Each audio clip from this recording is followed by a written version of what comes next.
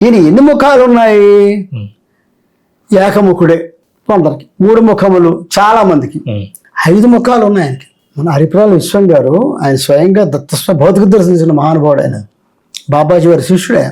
ఆయన దత్తదర్శనం పుస్తకం రాశారు. అందులో స్పష్టంగా రాశారు, సృష్టి స్థితి లయ తిరోధాన వమనములు అంటారు. ఇది ఈ సృష్టి యొక్క కార్యక్రమంలో ఉండే ప్రణాళిక. సృష్టి, స్థితి, పోషణ, లయం, తిరోధానం, మొత్తంతో తనలాగేసుకోవడం, వమనం అంటే మళ్ళీ తిరిగి సృష్టి సంకల్పం చేసుకో, బయటకి ఇచ్చే సంకల్పం చేసుకో. ఈ 5 ముఖములుగా కలిగి ఉన్నవాడు దత్తుడు. మరి 3 ఎందుకు కనబడతాయి? ఆ 2 చోట్ల మనం ఉంటాం.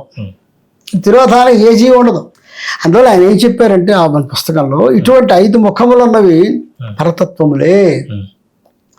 దత్తాత్రేయుడు వారికి ఉంది, మా పరమశివుడు పంచముఖుడు, ఆంజనేయ స్వామి పంచముఖుడు, గాయత్రీమాత పంచముఖుడు.